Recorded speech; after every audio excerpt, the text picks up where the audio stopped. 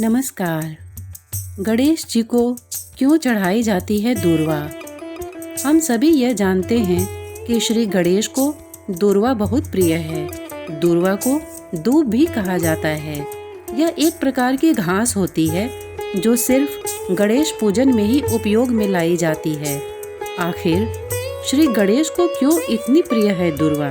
इसके पीछे क्या कहानी है? क्यों इसकी 21 गांठें ही श्री गणेश को चढ़ाई जाती हैं? पौराणिक कथा। एक पौराणिक कथा के अनुसार प्राचीन काल में अनलासुर नाम का एक दैत्य था। उसके कोप से स्वर्ग और धरती पर त्राहि त्राहि मची हुई थी। अनलासुर एक ऐसा दैत्य था जो ऋषि मुनियों और साधारण मनुष्यों को जिंदा निगल जाता था। इस दैत्य के अत्याचारों से त्रस्त होकर इंद्र सहित सभी देवता, ऋषि मुनि भगवान महादेव से प्रार्थना करने जा पहुँचे और सभी ने महादेव से यह प्रार्थना की कि वे अनलासुर के आतंक का खात्मा करें। तब महादेव ने समस्त देवी देवताओं तथा ऋषि मुनियों की प्रार्थना सुनकर उनसे कहा कि दैत्य अनलासुर का नाश केवल श्री गणेश ही कर सकते हैं। फिर सबकी प्रार्थना पर श्री गणेश ने अनलासुर को निगल लिया। तब उनके पेट में बहुत जलन होने लगी।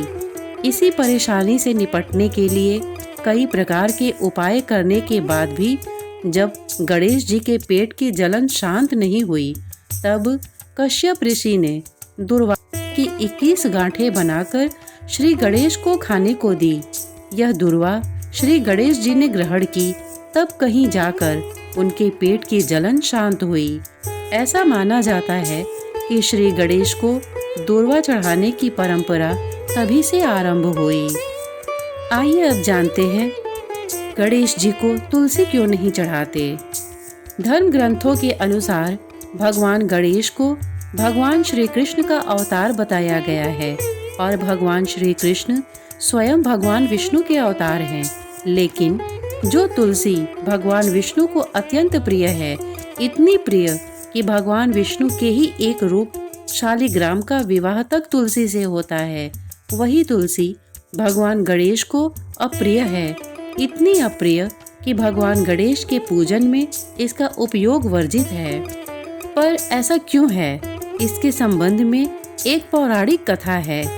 एक बार श्री गणेश गंगा किनारे तप कर रहे थे।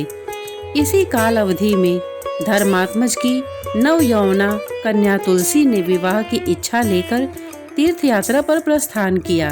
देवी तुलसी सभी तीर्थस्थलों का भ्रमण करते हुए गंगा के तट पर पहुंची। गंगा तट पर देवी तुलसी ने युवा तरुण गणेश जी को देखा जो तपस्या में विलीन थे। शास्त्रों के अनुसार तपस्या में विलीन गणेश जी रत्न जटित सिंहासन पर विराजमान थे। उनके समस्त अंगों पर चंदन लगा हुआ था। उनके गले में पारिजात पुष्पों के साथ स्वर्ण मणि रत्नों के अनेक हार पड़े थे। उनके कमर में अत्यंत कोमल रेशम का पीतांबर लिपटा हुआ था। तुलसी श्री गणेश के रूप पर मोहित हो गई और उनके मन में गणेश से विवाह करने की इच्छा जागृत हुई। तुलसी ने विवाह की इच्छा से उनका ध्यान भंग किया। तब भगवान श्री गणेश ने तुलसी द्वारा तप भंग करने को अशुभ बताया और तुलसी की मंशा जानकर स्वयं को ब्रह्मचारी बताकर उसके विवाह प्रस्ताव को नकार दिया। श्री गणेश द्वारा अपने विवाह प्रस्ताव को अस्वीकार कर देने से देवी तुलसी बहुत दुखी हुई और आवेश में आकर उन्होंने श्री गणेश के 2 विवाह होने का शाप दे दिया। इस पर श्री गणेश ने भी तुलसी को शाप दे दिया कि तुम्हारा विवाह एक असुर से होगा। एक राक्षस की पत्नी होने का शाप सुनकर तुलसी ने श्री गणेश से माफी मांगी।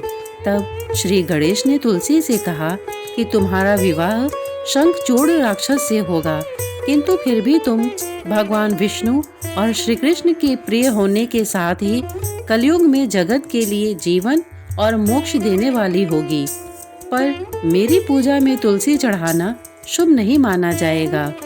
तब से ही भगवान श्री गणेश जी की पूजा में तुलसी वर्जित मानी जाती हैं। श्रोतागण, प्रस्तुत जानकारी आपको कैसी लगी हमें कमेंट करके अवश्य बताइएगा। साथ ही इतने धैर्य से इसे सुनने के लिए आपने अपना बहुमूल्य समय दिया, इसके लिए आपका बहुत बहुत धन्यवाद। नमस्कार।